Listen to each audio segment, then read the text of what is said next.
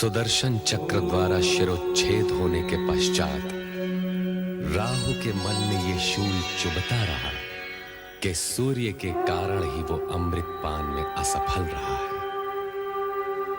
तभी से वो प्रतिशोधवश सूर्य को ग्रसता आ रहा है।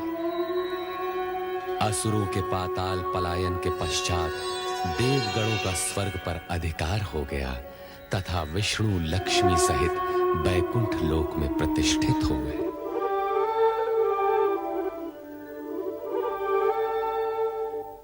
हे जगदीश्वर श्री हरि, आपको पति के रूप में पाकर मैं धन्य हो गई।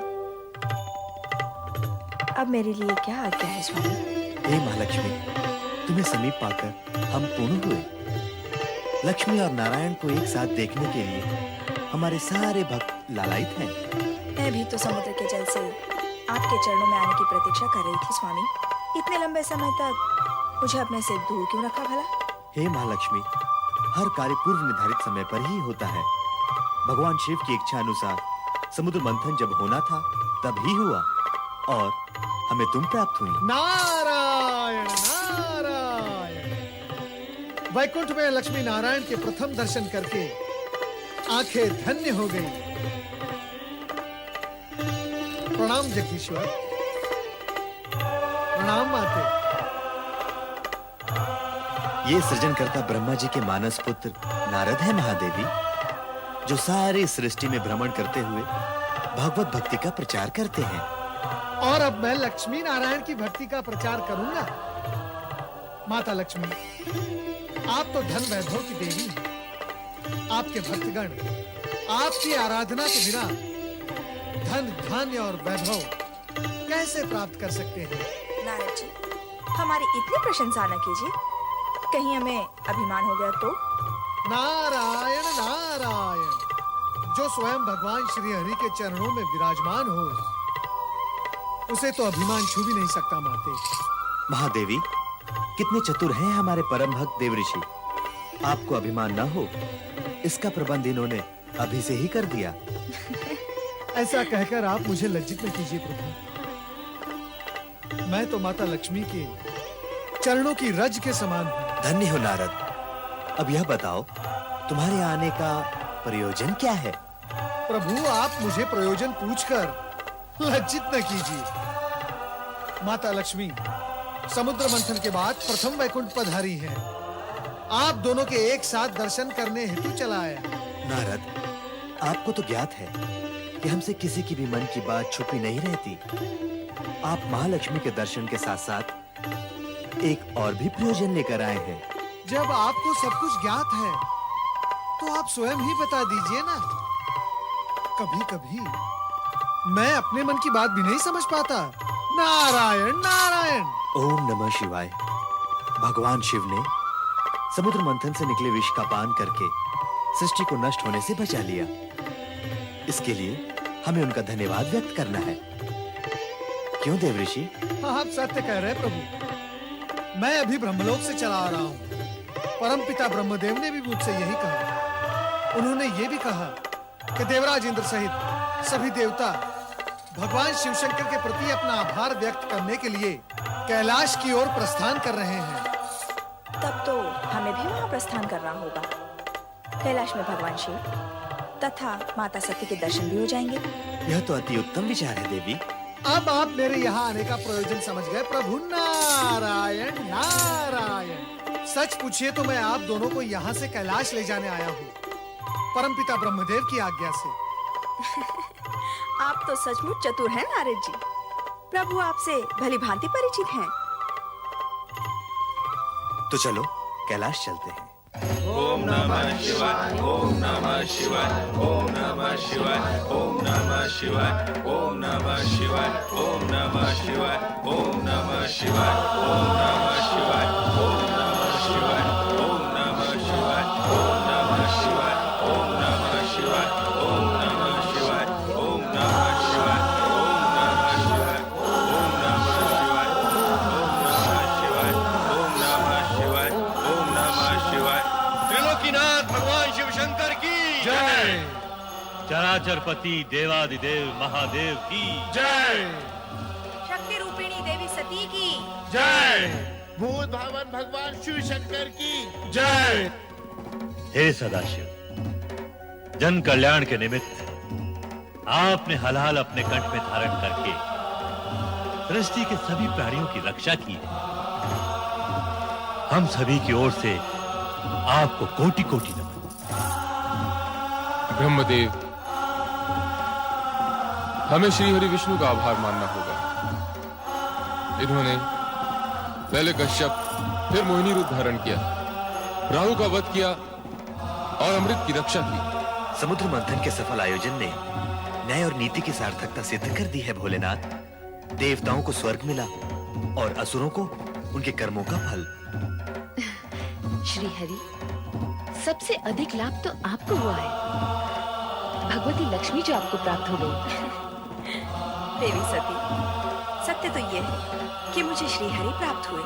इनसे अधिक लाभ तो मुझे हुआ है। नारायण नारायण। लाभ हानि की इस चर्चा में इस सत्य को हम सब भूलते जा रहे हैं कि समुद्र मंथन का मूलभूत विचार परम पिता ब्रह्मा जी का था। माता सरस्वती की सुमधुर वीणा के झंकार से यदि परमपिता ब्रह्मा जी की सृजनशीलता जागृत न होती तो समुद्र मंथन ही न होता। बस नारद, बस अपनी मति की गति को मंद करो और विचार करो कि ब्रह्मदेव की प्रेरणा और श्री हरि विष्णु के सहयोग के उपरांत भी हलाहल विष के लिए समुचित निराकरण न निकलता तो समुद्र मंथन का प्रयोजन, उद्देश्य और समुद्र से प्राप्त अन्य रत्नों की क्या गति हुई होगी? माता सरस्वती, शिव के योगदान की श्रेष्ठता तो निर्विवाद है। अंत में संकट एवं विकट की स्थिति को भोलेनाथ ने ही संभाला है। देवराज, मेरी स्तुति करने की अपेक्षा समुद्र मंथन के आयोजन तथा संपूर्ण प्रक्रिया से कुछ संदेश ग्रहण करेंगे तो हमारी सफलता और मंथन का कार्य सार्थक होगा। अर्थात सद्गुण सुफल देते हैं और तमोगुण कुफल। असुरों ने शक्ति, सुविधा और साधन संपन्न होते हुए भी पराजय का मुंह देखा तथा देवगण विजयी हुए। भविष्य में सचेत व सावधान रहने की आवश्यकता है देवराज। स्वामी, आपके अंतिम शब्दों से तो ऐसा लगता है जैसे आप सबको विदा करने के इच्छुक हैं। किंतु मैंने ना तो भगवती लक्ष्मी को दृष्टि भरकर देखा है और ना ही देवी सरस्वती से कुछ चर्चा की है। नारायण नारायण। चर्चा? जब दो देवियां चर्चा करती हैं तो धरती में कंपन होने लगता है। यहाँ तो तीन तीन देवियां चर्चा करेंगी। नारायण नारायण। नारद, माता, अपनी वाणी पर विराम लगाओ। माता, यदि मैं अपनी वाणी पर विराम लगा दूंगा तो श्री हरि का जाप कैसे करूंगा? नारायण नारायण। देवर्षि, अब केवल नारायण के जाप से कार्य पूर्ण नहीं होगा, अब तो नारायणी का जाप भी करना होगा। नारायणी तो नारायण में समाई हुई है माता। क्यों माता लक्ष्मी, सत्य है ना? समुद्र मंथन की सफलता के लिए भगवान शंकर का आभार व्यक्त करने के लिए सभी देवगण कैलाश पर उपस्थित हुए। नीलकंठ भगवान शिव के हर कार्य में जगत का कल्याण ही निहित होता है और सृष्टिकर्ता के जगत में दक्ष प्रजापति की 27 कन्याएं अपने हित के निहित पूजा अर्चना पश्चात महल में प्रवेश करती हैं। बहुत आनंद आया।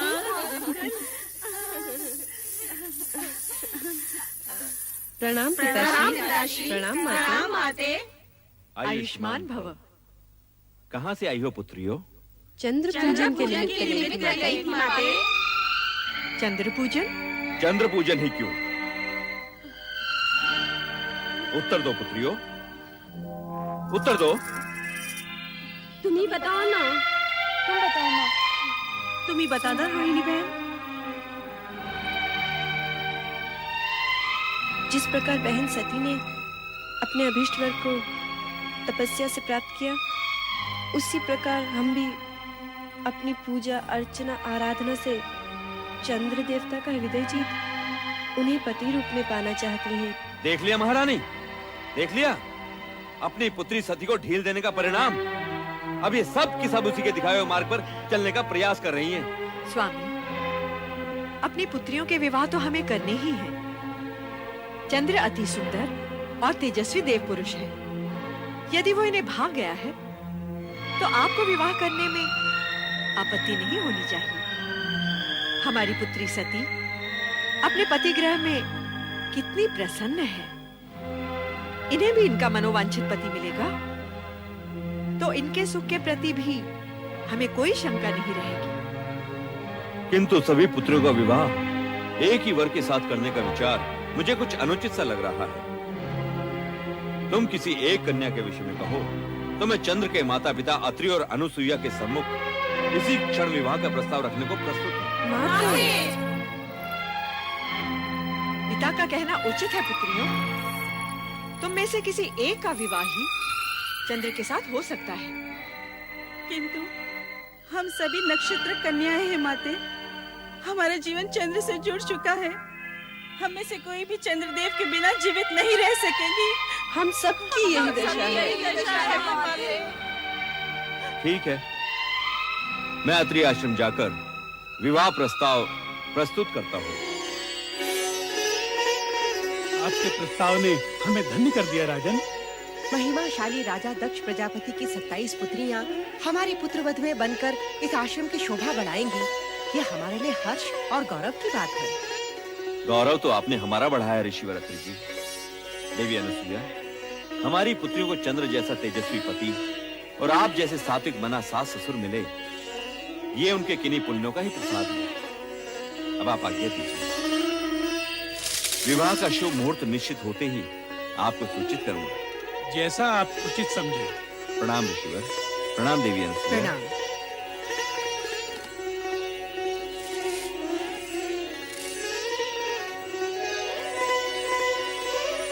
27 नक्षत्र कन्याओं के आगमन से यह आश्रम जगमगा उठेगा। आश्रम ही नहीं, आकाश से स्थित चंद्र महल भी। किंतु क्या स्वामी? मैं सोच रहा था हमारे पुत्र चंद्र का चित्त अति चंचल है। क्या वो 27 पत्नियों के प्रति अपना पति धर्म एक रूपता से निभा पाएगा? विवाह के बाद का चिंतन ना करें स्वामी।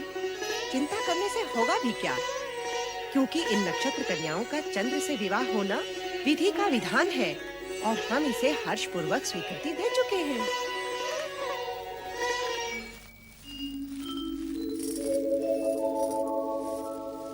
रूपोद्यान प्रफुल्ल प्राय कलिका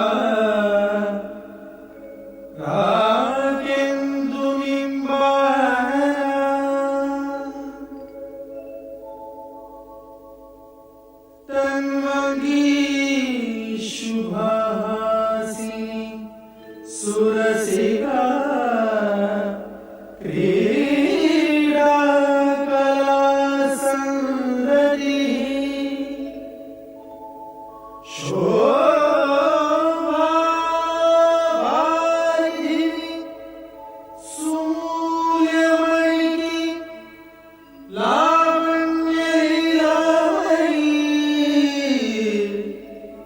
शंछाया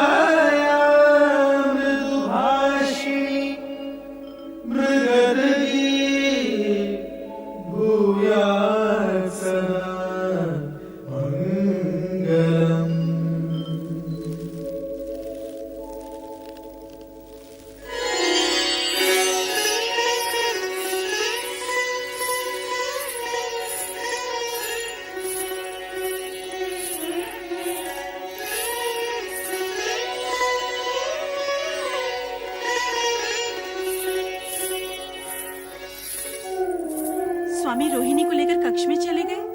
हमसे बात भी नहीं की। क्या हम बात करने के योग्य भी नहीं थे? जो हमें बिना कोई आदेश दिए चले गए।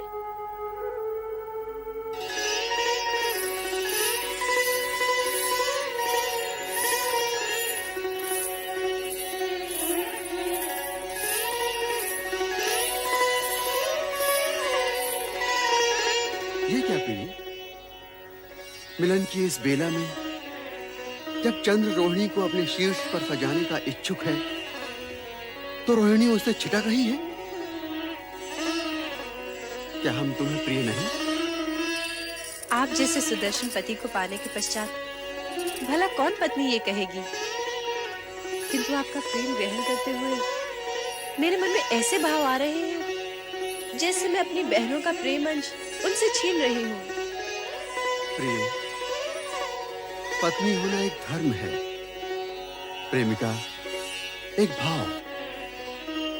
तुम्हारी बहनें मेरी पत्नी अवश्य हैं, परंतु मैं प्रेम केवल तुम ही से करता हूं। कि रात्रि की बेला बातों में व्यर्थ गंवाने के लिए नहीं है प्रिय। चलो विहार करें। अभी आपने कहा कि पत्नी होना एक धर्म है, इसी प्रकार पति होना भी एक धर्म है। और ये धर्म कहता है कि अपने प्रेम को सभी पत्नियों में समान रूप से वितरित किया जाए। किंतु आपने मेरी अन्य बहनों को प्रेम पिपासा में छोड़कर उचित नहीं किया। उनकी दशा उस चकोरी के समान हो गई है जो चंद्र के लिए हमेशा तड़पती रहती है। ऐसा प्रतीत होता है कि हम सबसे अधिक प्रेम स्वामी रोहिणी को ही करते हैं। विवाह 27 दक्ष पुत्रियों के साथ और प्रेम केवल एक के साथ, ये तो सर्वथा अन्याय है। हाँ, अन्याय है। ये अन्याय असहनीय है, दुखदायी है। क्या हमारा जीवन पति प्रेम पाने के लिए इसी प्रकार तड़पता रहेगा? नहीं, पति प्रेम पाने के लिए हमें कोई न कोई उपाय करना ही होगा, प्रयत्न करना ही होगा कि हम स्वामी के प्रेम पात्र बने, प्रेम पात्र अवश्य बने। तभी से तुम्हें प्राप्त करने की कामना में दग्ध हो रहा हूँ। जब तुम्हें प्रथम बार देखा था और अब जब हम मिलन के इतने निकट हैं, तो तुम तर्क पर तर्क की जा रही हो। मैंने तो केवल इतना कहा कि पति रूप में अपनी अन्य पत्नियों की उपेक्षा करना आपका धर्म नहीं है। प्रेम, धर्म, कर्म, जात, पात, रीति नीति कुछ नहीं जानता। प्रेम की परिभाषा तो सबसे निराली होती है, और यदि तुम इस परिभाषा का अर्थ जान जाओगी तो स्वयं कच्चे धागे की तरह मेरे पीछे पीछे खिंची चली आओगी।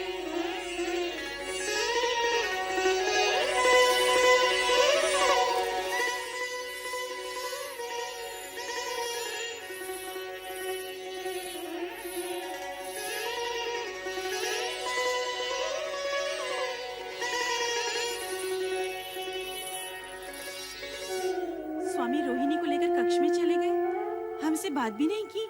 क्या हम बात करने के योग्य भी नहीं थे, जो हमें बिना कोई आदेश दिए चले गए?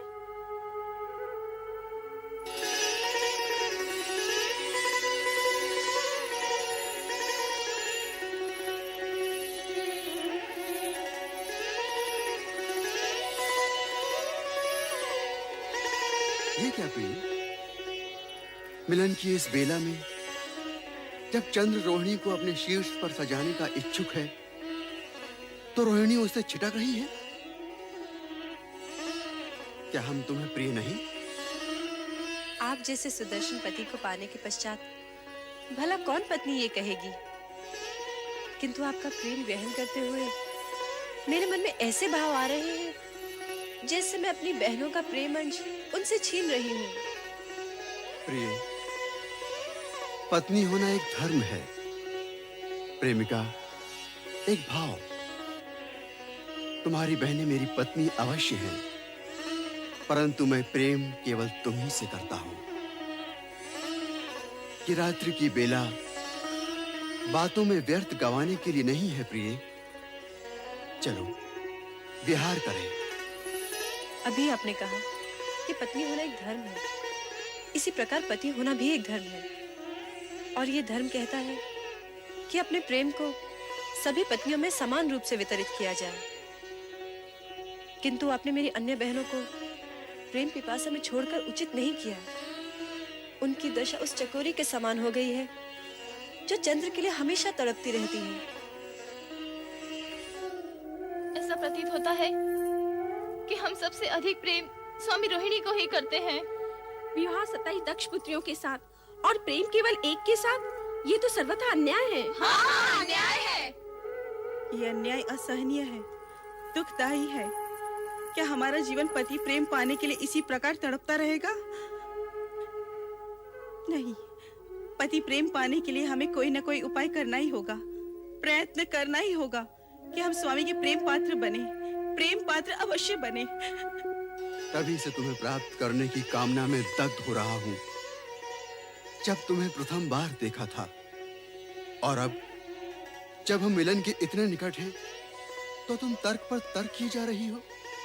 मैंने तो केवल इतना कहा कि पति रूप में अपनी अन्य पत्नियों की उपेक्षा करना आपका धर्म नहीं है। प्रेम धर्म कर्म जात पात रीति नीति कुछ नहीं जानता।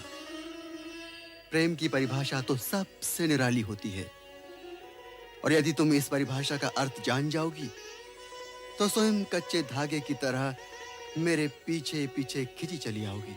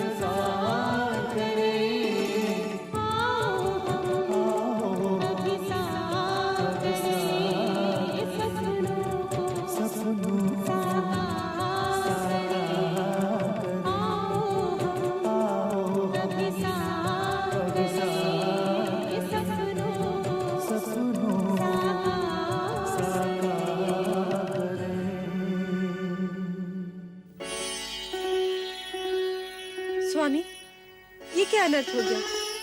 मेरी सबकी सब बहनें न जाने कहाँ चली गई। गई होंगी अपने पिता दक्ष के पास अपना टुकड़ा रोने।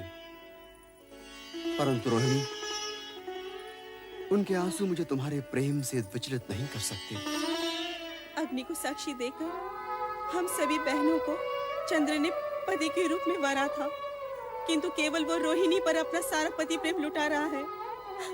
हम अपनी उपेक्षा और अनादर नहीं सहन कर सकते माते। माना चंद्रदेव से हमारा संबंध नया ही जुड़ा है, हमारे नए जीवन का प्रारंभ हुआ है, परंतु इस नए जीवन का कोई अर्थ ही नहीं है। हम अभी तक पति सुख से वंचित हैं। रोहिणी तो हमारी बहन है, कम से कम उसे तो अपनी बहनों के दुख और व्यथा के विषय में सोचना चाहिए। हमारा तो जीवन ही व्यर्थ हो गया है पिताश्री। पति से उपेक्षित पत्नी की स्थिति उस विधवा से भी हीन है, जो अपने पति को खोने का दुख धीरे धीरे संजो लेती है। ऐसी अशुभ बातें मत करो पुत्रियों। तुम्हारे पिता इस स्थिति को सामान्य कराने का अवश्य प्रयास करेंगे। तुम्हारी माता ठीक कह रही है पुत्री। चंद्र पर केवल रोहिणी का अधिकार नहीं। मैं चंद्र को समझाकर तुम सभी को पति प्रेम का न्यायोचित भाग अवश्य दिलवाऊंगा।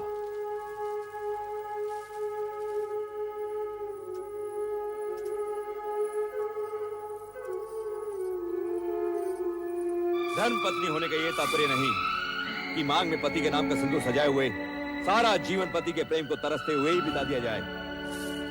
पत्नी धर्म के साथ साथ पति धर्म भी जुड़ा हुआ है, और वो ये कि तन मन व्यवहार सदाचार हर प्रकार से पति अपनी पत्नी को सुखी करे। किंतु आपके पुत्र चंद्र ने अपनी 26 पत्नियों की उपेक्षा विवाह की प्रथम रात्रि को ही कर दी। ये वास्तव में दुख का प्रसंग है।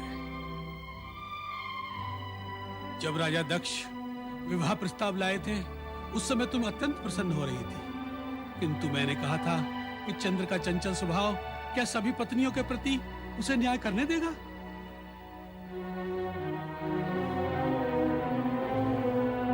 मन में ऐसी संशय के रहते हुए मैं तनिक असमंजस में था, किंतु आपके आग्रहपूर्ण प्रस्ताव और अनुसुईया की प्रसन्नता को देखते हुए मैंने आपका विवाह प्रस्ताव स्वीकार कर लिया था। मैं चंद्र को बुलाता हूं। चंद्र आगच्छ, आगच्छ, आगच्छ।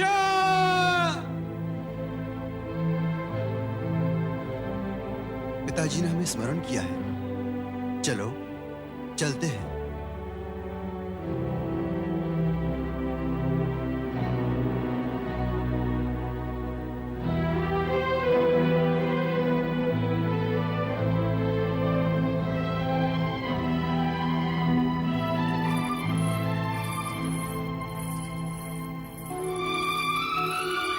प्रणाम। प्रणाम पिताश्री। रोहिणी, अत्यंत ही लज्जा और खेद का विषय है। एक और तुम्हारी सहविवाहिता बहनें पति से उपेक्षित अश्रु बहा रही हैं, और एक तुम निर्लज्ज अकेले ही पति प्रेम में विभोर हो रही हो।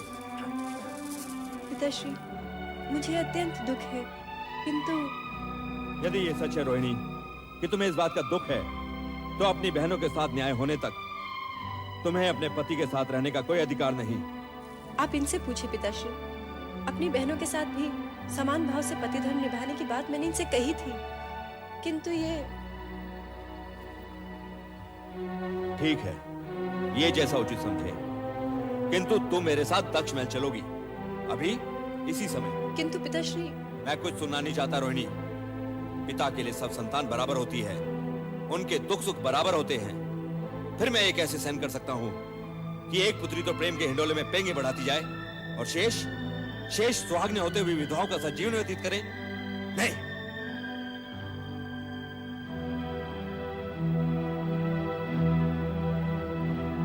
देवी अनुसुईया, ऋषिवर, आप मुझे रोहिणी को अपने साथ ले जाने की अनुमति दें। आपने जो सोचा वही उचित है। क्यों स्वामी? मैं भी राजा दक्ष के विचार का समर्थन करता हूँ। रोहिणी, दक्ष महल के लिए प्रस्थान करो। जैसी आपकी आज्ञा। चलो रोहिणी।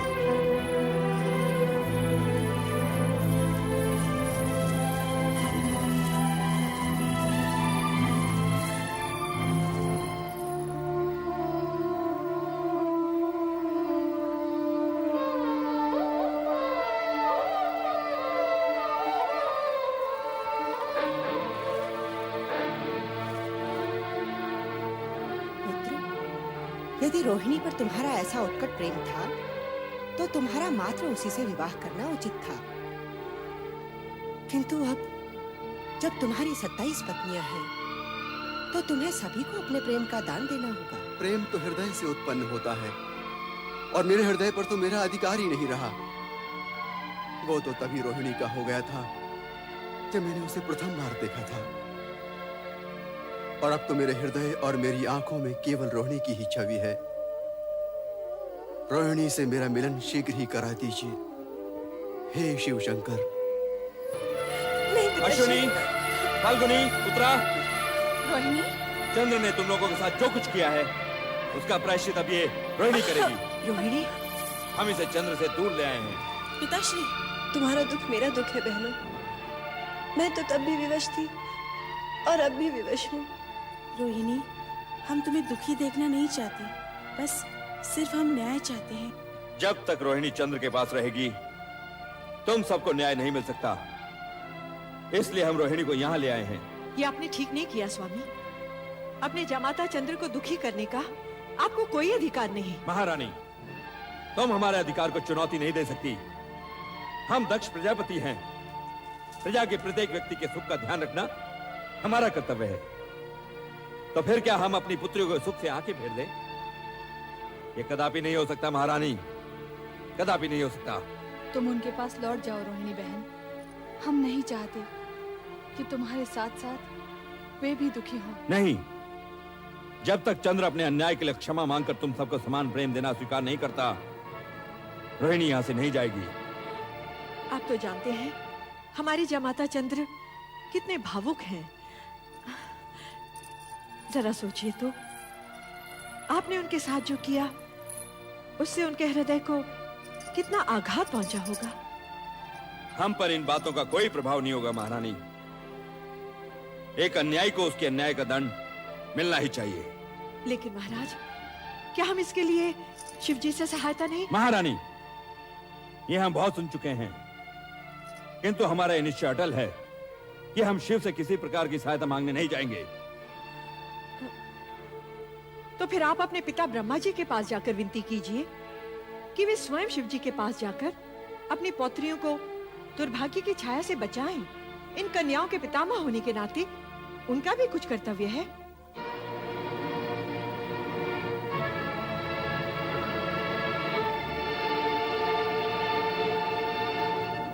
अपने अन्याय के लिए क्षमा मांगकर तुम सबको समान प्रेम देना स्वीकार नहीं करता, रोहिणी यहाँ से नहीं जाएगी।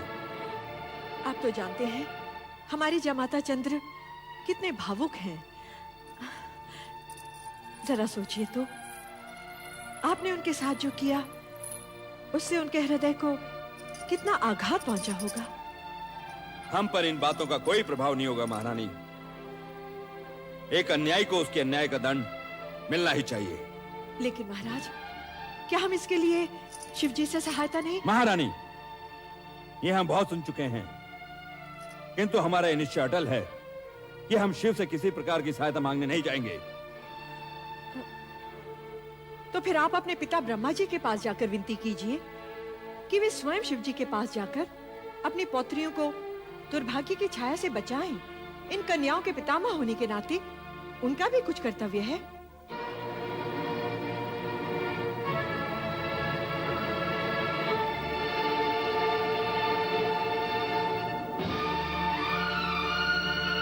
ठीक है महारानी, तुम्हारी इस बात पर हम अवश्य विचार करेंगे।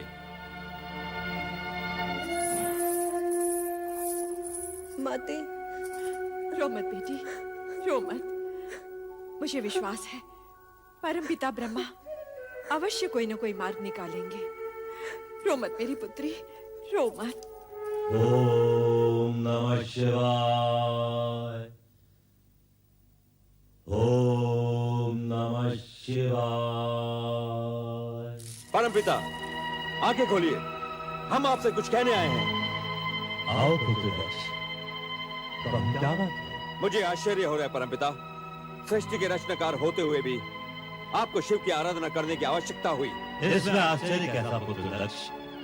शिव महादेव देवों के देव हैं, और उनकी आराधना करना तो संसार के प्राणी मात्र का कर्तव्य है। ये उपदेश आप मुझे नहीं किसी और को दीजिए परमपिता। मैं आपके शिव शंकर के स्वरूप से भली भांति परिचित हूँ। हम इस विषय में विवाद के इच्छुक नहीं हैं। बताओ, तुम्हारे आने का प्रयोजन क्या है? मैं देख रहा हूँ परमपिता, शिव से संबंधित हर व्यक्ति हमारे लिए बाधा उत्पन्न कर रहा है, हमारी शांति भंग कर रहा है। हम समझे नहीं, तुम किस व्यक्ति की बात कर रहे हो? अपने जामाता अत्रि अनुसुईया के पुत्र चंद्र की, जो शिव के अति प्रिय हैं। क्या किया है चंद्र? चंद्र ने हमारी कन्याओं के साथ छल किया है परमपिता, उन्हें दुख पहुंचा है। इस बात की जानकारी हमें है। अपनी नक्षत्र कन्याओं का चंद्र से विवाह करने से पहले तुमने हमसे तो परामर्श नहीं लिया। हमें पता था कि चंद्र रोहिणी के समान किसी अन्य से प्रेम नहीं कर सकता। यही विधि का विधान है। परमपिता, विधि का विधान तो यह भी था कि हमारी 27 की 27 कन्याएं चंद्र की पत्नियां बने, और उसी के अनुसार हमने सभी कन्याएं चंद्र को सौंप दी। अब जो हो चुका है उसे परिवर्तित नहीं किया जा सकता।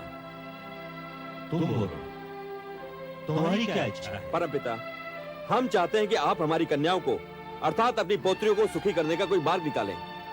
अपने आराध्य शिव से कहकर चंद्र को समझाएं कि वो अपनी सभी पत्नियों को समान रूप से प्रेम करे। ये हमारे वश में नहीं है वत्स। किसी के मन की भावनाओं को बलपूर्वक परिवर्तित करना न हमेश है न भगवान शिव। भलाई इसी में है कि तुम अपनी सभी कन्याओं को चंद्र के पास भेज दो। चंद्र को अपने कर्तव्य का ज्ञान होगा तो सब कुछ सामान्य हो जाएगा। हम दक्ष प्रजापति हैं परमपिता। एक बार जो कन्याएं पतिगृह से लौट आई हैं, उन्हें बिना इच्छा पुनः भेजना और चंद्र से दया की भीख मांगना हम कदापि स्वीकार नहीं करेंगे। चंद्र को हमारे आदेश के आगे झुकना ही पड़ेगा, झुकना ही पड़ेगा परमपिता। ऐसा सोचकर तुम अनर्थ को आमंत्रण दे रहे हो दक्ष। हम तुम्हें सावधान करते हैं, तुम चंद्र पर बलपूर्वक अपना अधिकार थोपने की चेष्टा मत करना। भगवान शिव तुम्हारा कल्याण करे। ओम नमः शिवाय।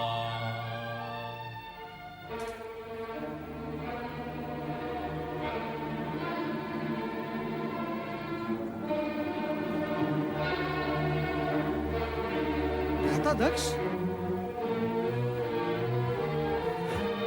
नारायण नारायण।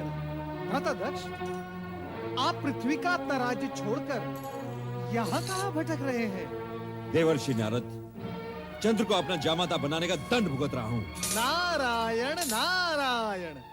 अर्थात चंद्रदेव ने आपको कष्ट पहुंचाया, परंतु चंद्रदेव तो बेचारे सुंदर, शीतल और प्रेम से भरे हैं। वे आपको कष्ट कैसे पहुंचा सकते हैं? देवर्षि, चंद्र की प्रशंसा सुन हमारा क्रोध जाग उठता है। आप कोई और बात कीजिए। भ्राता, जैसी आपकी इच्छा, परंतु आपकी समस्या क्या है? देवर्षि, ये तो हो ही नहीं सकता कि आपको मेरी समस्या का पता ना हो। चंद्र ने रोहिणी के कारण मेरी 26 पुत्रियों को उपेक्षित कर दिया है, और ये बात पूरे संसार में फैल चुकी है। और आप तो घर घर का हाल जानते हैं। नारायण नारायण। मैं आपसे असत्य नहीं कहूंगा भ्राता दक्ष। मैं जानता सब कुछ हूं, परंतु आपके इस व्यवहार से प्रसन्न नहीं हूं। अपनी पुत्रियों के पति के साथ क्या कोई ऐसा रूखा व्यवहार करता है? उन्हें तो प्यार से मनाना चाहिए। अर्थात आप भी उसी का पक्ष ले रहे हैं देवर्षि। तो ये भी जान लीजिए कि यदि चंद्र चुपचाप अपनी पत्नियों को अपने साथ ले जाकर क्षमा मांग लेगा, तो हम भी उसे क्षमा कर देंगे। अन्यथा परिणाम अनिष्ट होगा। जाकर कह दीजिए चंद्र से। नारायण नारायण। धन्य हो भोलेनाथ, धन्य हो। चंद्र और दक्ष प्रजापति की बुद्धि विपरीत करने में जगत कल्याण का मार्ग अवश्य छुपा हुआ होगा। आपकी लीला आप ही जाने। ओम नमः शिवाय। ओम नमः शिवाय। चंद्र, ओम नमः शिवाय।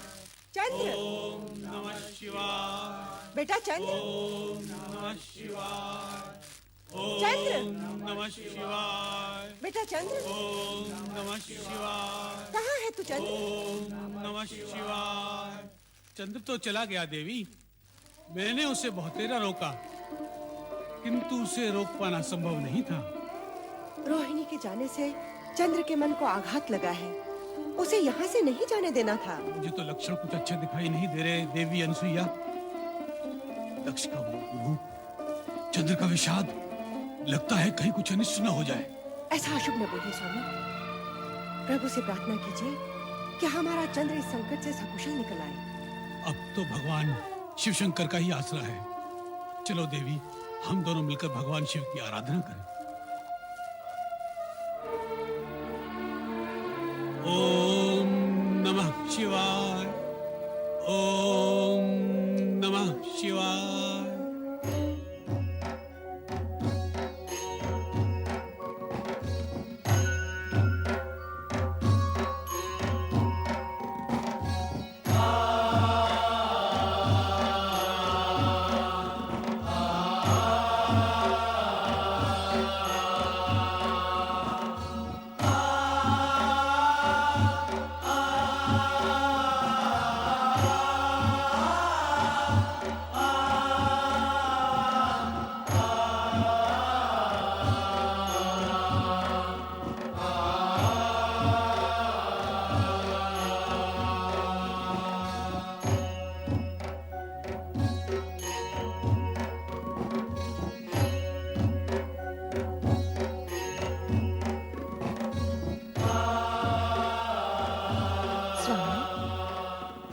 स्वामी, मैंने कहा बाकी खोल भी दीजिए। नारायण नारायण।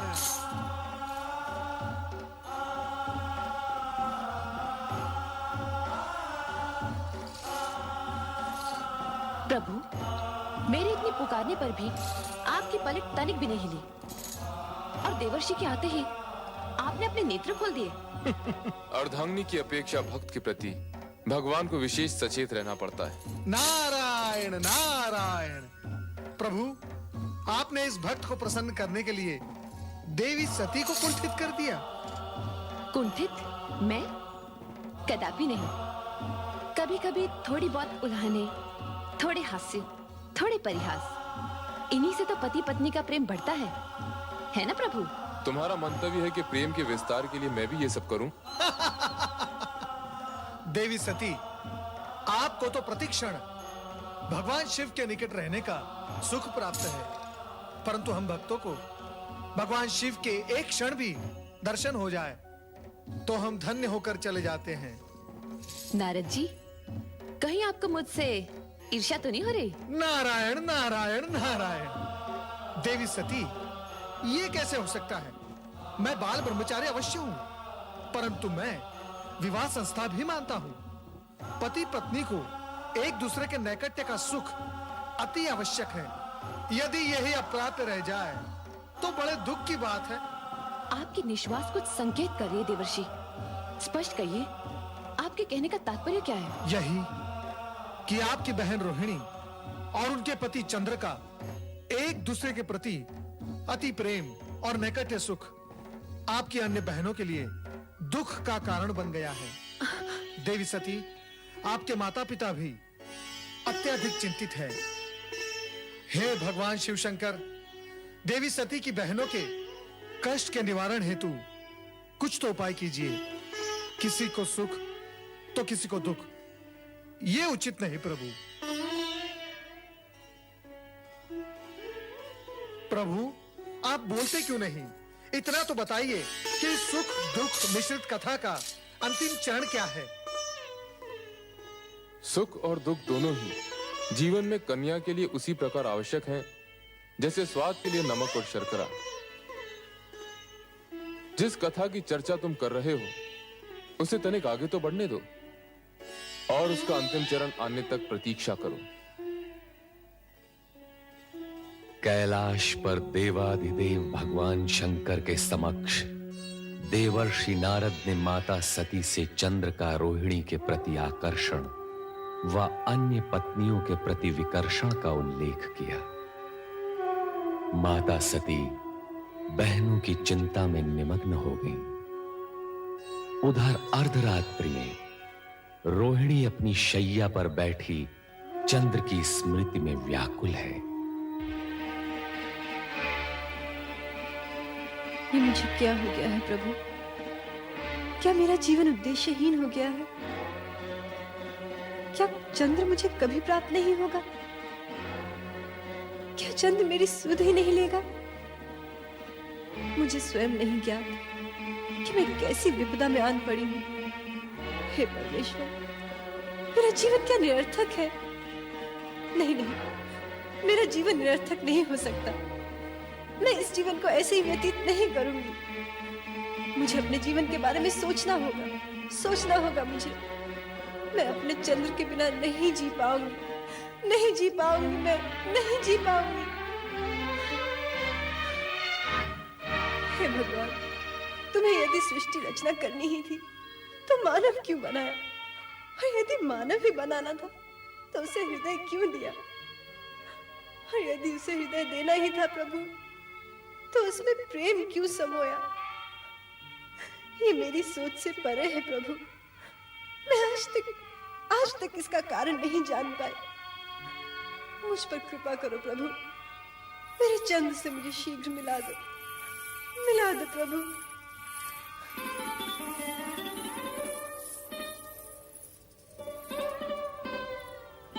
रोहिणी, जिस पति को प्राप्त करने के लिए हमने इतनी पूजा और अर्चना की, उसी ने जब हमें ठुकरा दिया तो हमारा हृदय विदीर्ण हो गया। ये भी सत्य है कि तीर खाए पंछी की तरह छटपटाते हुए जब हमने पिता के समक्ष कहा कि चंद्र रोहिणी के कारण हमें उपेक्षित कर रहा है, तो हमें ठीक नहीं लगा।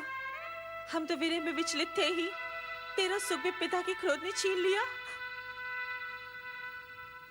जो कुछ भी हुआ अश्विनी बहन, ठीक ही हुआ। यदि हम सब बहनें बचपन से सुख में भागीदार रही हैं, तो दुख में भी हमारा समान भाग होना चाहिए। मैं सत्य कहती हूँ बहनों, स्वामी के पास होते हुए भी मैं हर क्षण यही सोचा करती थी कि तुम लोगों के साथ घोर अन्याय हो रहा है। अश्विनी, हम बहनें तो हैं, किंतु उससे पहले हम नारी हैं। और यदि नारी ही नारी की पीड़ा नहीं समझेगी तो फिर कौन समझेगा? हो सके तो मुझ पर विश्वास करो और मुझे स्वयं से अलग मत समझो। बस करो रोहिणी, अब इस तरह से अपने मन को और मत दुखाओ। होगा वही जो भगवान को स्वीकार होगा। अब तुम विश्राम करो बहन। हाँ रोहिणी, आओ चले।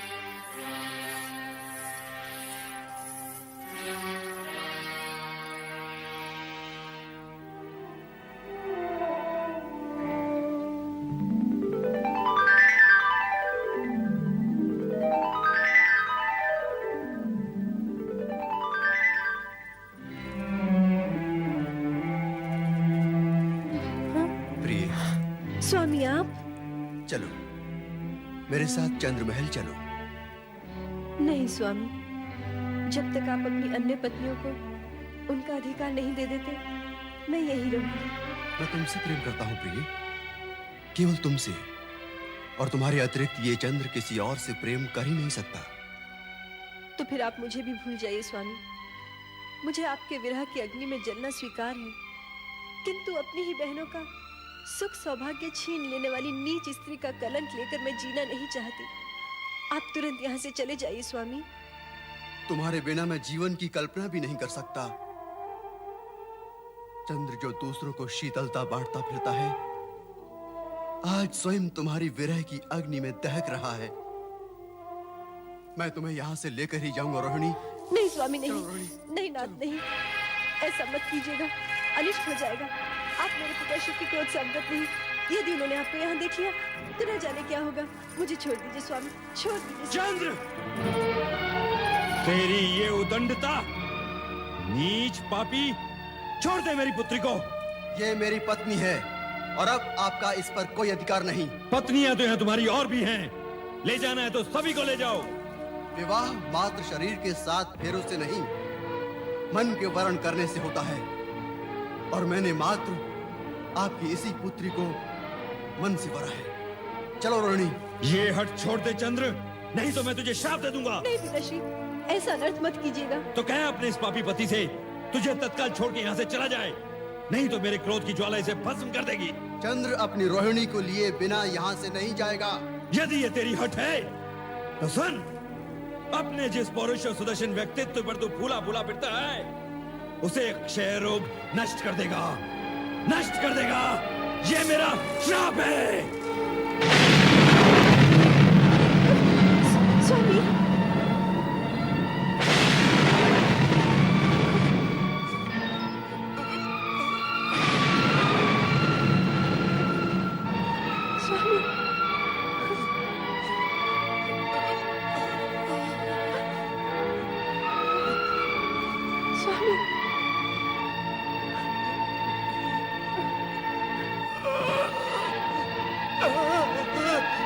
स्वामी, स्वामी, स्वामी, नहीं स्वामी, नहीं स्वामी, आंखें खोलिए स्वामी, स्वामी, नहीं स्वामी, स्वामी, स्वामी,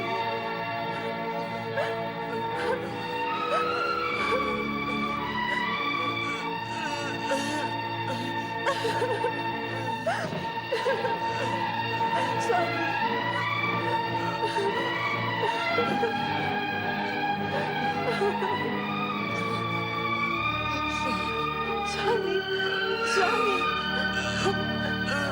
कुछ बोलिए। देवराज, देवराज, देवराज, गुरु बृहस्पति, देवराज इंद्र, देवी इंद्राणी और समस्त देवतागण, अत्यंत कष्टकारक समाचार है। कष्टकारक समाचार? ऐसी क्या अनहोनी हो गई वायुदेव? प्रजापति दक्ष के शाप के फलस्वरूप चंद्रदेव क्षयग्रस्त होकर निस्तेज हो गए हैं। उनके प्रकाश के अभाव में पृथ्वीलोक और नक्षत्र लोक में मलिनता छा गई है, वातावरण प्रदूषित होने लगा है और सृष्टि की व्यवस्था का संतुलन बिगड़ता जा रहा है देव।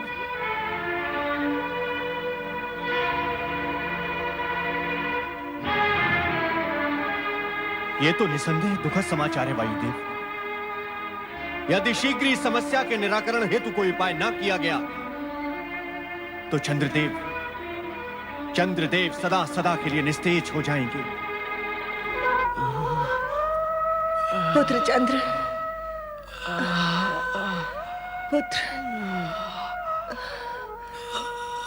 पुत्र चंद्र, वही हुआ जिस बात का मुझे भय था। दक्ष के इस कठोर शाप के आगे हमारे सभी मंत्र, यज्ञ, हवन कोई प्रभाव नहीं दिखा पाएंगे। हम वो अभागे माता पिता हैं जिनकी आंखों के सामने उनके पुत्र को। नहीं, ऐसा मत कहिए स्वामी, ऐसा सोचे भी नहीं। माँ जननी होती है, उसमें सृजन की शक्ति होती है। वह अपनी संतान के लिए मृत्यु से भी संघर्ष कर सकती है। मैं भी अपने पुत्र का अनिष्ट नहीं होने दूंगी। परमपिता, क्या चंद्र सदा के लिए अस्त हो जाएगा? क्या आप नक्षत्रों को नए सिरे से अपने मार्ग निश्चित करने होंगे? कुछ तो कीजिए। हे सृष्टिकर्ता, आपकी सृष्टि पर संकट मंडरा रहा है। ये सत्य है, चंद्र से अपराध हुआ है, और यह भी सत्य है कि दक्ष ने क्रोध में आकर अपने अपराधी जामाता को श्राप दे डाला। उसे यह भी ध्यान न रहा कि चंद्र मात्र दक्ष का जामाता नहीं, सृष्टि का एक आवश्यक यंत्र भी है। उसके न रहने से पृथ्वी का संचालन डामाडोल भी हो सकता है। किंतु तो क्या सृष्टि समाप्ति के कगार पर पहुंचने वाली है परमपिता? मुझे ऐसा प्रतीत होता है कि सृष्टि की रचनात्मक शक्तियों का यह द्वंद्व एक सीमा से आगे नहीं बढ़ेगा। इस दशा में मुझे विचार करना होगा। विचार।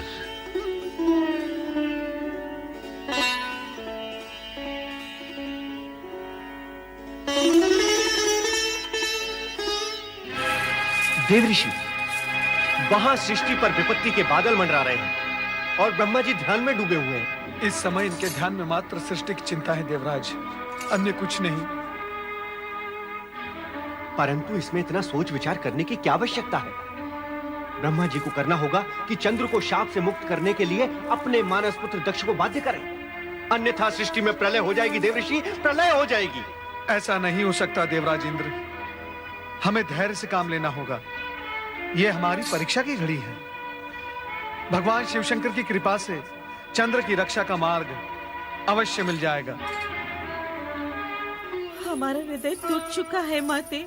कैसे पिता है हमारे, एक हाथ से हमारा कन्यादान करके हमें सौभाग्यवती होने का आशीर्वाद दिया और दूसरे हाथ से छीन भी लिया। माते, उनसे कहो कि हमें पति का प्रेम नहीं, उनकी आयु और हमारा सौभाग्य चाहिए। पिता अपना श्राप लौटा ले और हमें हमारा पति दे दे। वे जैसे भी हैं, हम उनके साथ जीवन निर्वाह करेंगे। तुम्हें कैसे समझाएं पुत्रियों? दिया हुआ श्राप लौटाया नहीं जा सकता, ये असंभव है। हाँ, अब एक आसरा है, भगवान शिव शंकर। वो भक्त वत्सल हैं, भोलेनाथ हैं। यदि उन्हें तुम बहनों पर दया आ गई तो चंद्र को नया जीवन और तुम सबको तुम्हारा सौभाग्य सिंदूर भी मिल सकता है। तुम धैर्य मत छोड़ो अश्विनी, तुम सबकी मनोकामना अवश्य पूरी होगी।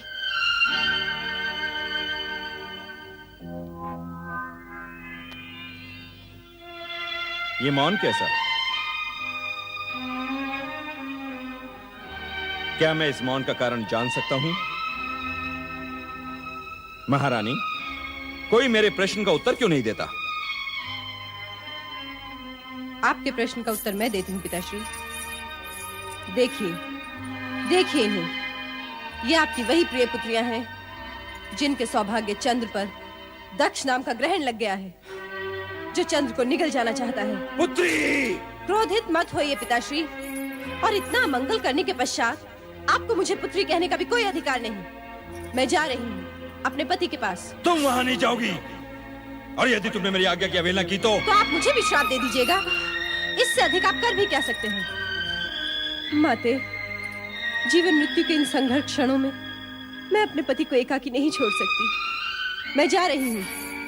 रोहिणी, यदि तुमने इस महल की चौखट भी लांगी तो मैं तुम्हें श्राप दे दूंगा। बस कीजिए, बस।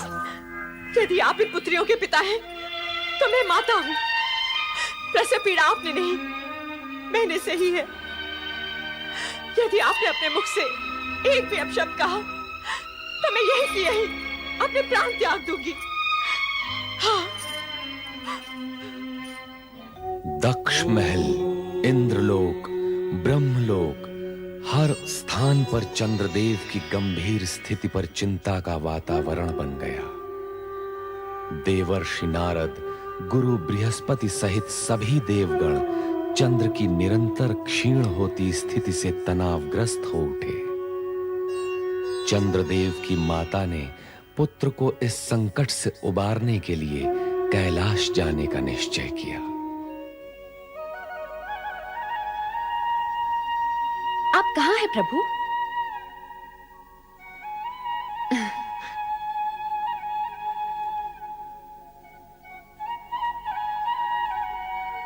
आपके चरणों में मेरी पूजा स्वीकार हो प्रभु। नंदी, भृंगी, शिवगणों, प्रणाम सती माता।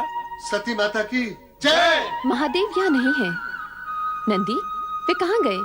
मैं भी स्वयं चकित हूँ माता। जब भोलेनाथ के दर्शन के लिए मैं आया था तो भोलेनाथ यहाँ पर समाधि में लीन थे। अब पता नहीं कहाँ अदृश्य हो चुके हैं। प्रणाम महादेवी सती। संभवतः आप मुझे जानती नहीं, जानेंगी भी कैसे? आप मुझे प्रथम बार देख रही हैं। आप कौन हैं देवी? हम सब ये जानने के लिए उत्सुक हैं।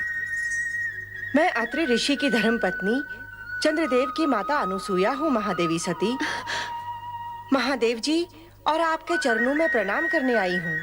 आप चंद्रदेव की माता अर्थात मेरी बहनों की सास माता हैं।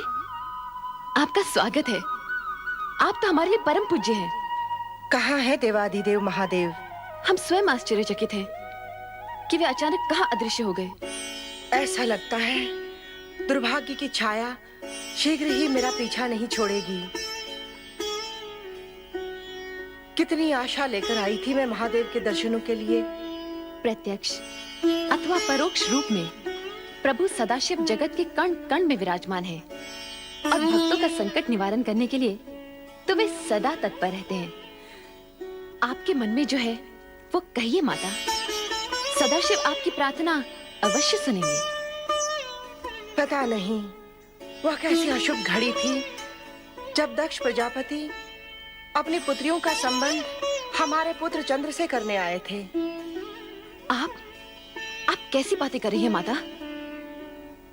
चंद्र से मेरी बहनों का संबंध तो अटल था।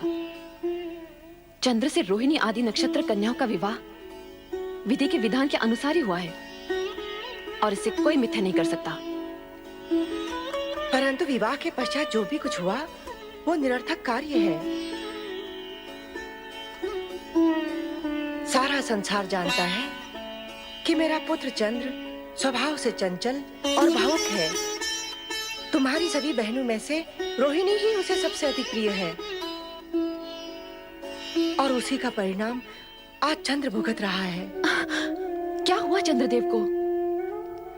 तुम्हारे पिता दक्ष प्रजापति ने क्रोधित होकर चंद्र को शाप दे डाला है क्षय रोग से ग्रस्त होने का। अब इस संकट से महादेव के अतिरिक्त हमें और कोई नहीं बचा सकता। पिताश्री, ये आपने क्या कर दिया? अपने ही जामाता को श्राप देकर अपनी पुत्रियों को वैधव्य की काली छाया की ओर ढकेल दिया। किंतु माता, मैं आपको विश्वास दिलाती हूँ कि मेरे पिताश्री का श्राप चंद्रदेव को नष्ट नहीं कर सकता। आपको विश्वास है? कैसे? विधाता के विधान के अनुसार सूर्य, चंद्र, ग्रह, नक्षत्र अमर है। प्रलय काल तक इन्हें कोई नहीं मिटा सकता। हाँ, श्राप से इन्हें कष्ट अवश्य हो सकता है। मैं चंद्र के कष्ट निवारण के लिए ही महादेव जी की शरण में आई हूँ। मुझे कष्ट निवारण का कोई उपाय बताइए महादेवी जी। चराचर पति शिव जी की अखंड आराधना से असंभव भी संभव हो जाता है। मैंने भी आराधना द्वारा ही कैलाश में शिव चरणों में स्थान पाया है। श्राप का प्रभाव नष्ट करने का एक ही उपाय है और वो है मृत्युंजय महादेव की आराधना। ओम नमः शिवाय, मृत्युंजय महादेवाय नमोस्तुते।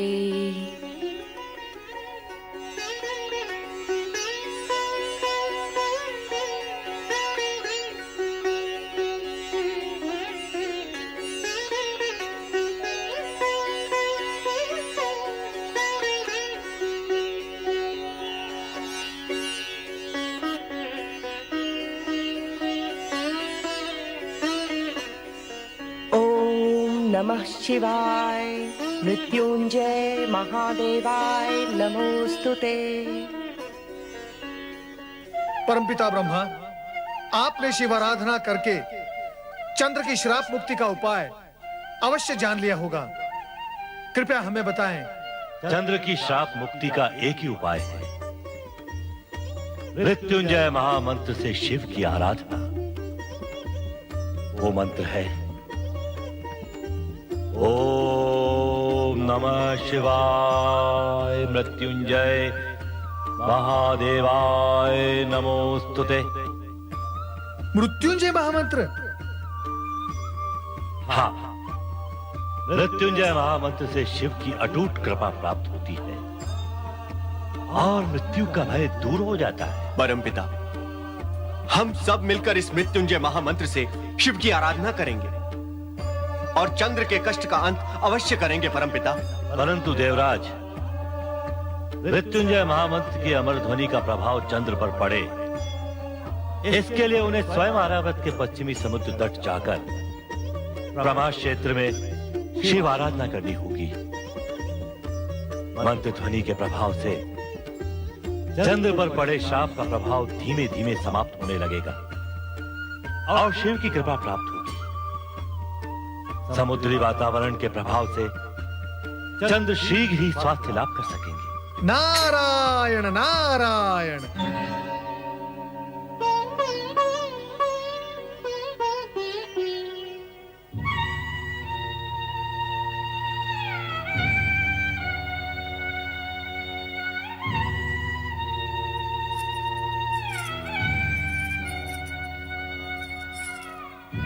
स्वामी, आपकी ये दुर्दशा मेरे ही कारण हुई है। इसके लिए मैं अपने आप को कभी क्षमा नहीं करूंगी। रोहिणी, बहू, इस तरह अपने आप को दंडित करने से कुछ नहीं होगा। हम दोनों को मिलकर ही चंद्र को बचाने का उपाय करना होगा। माताश्री,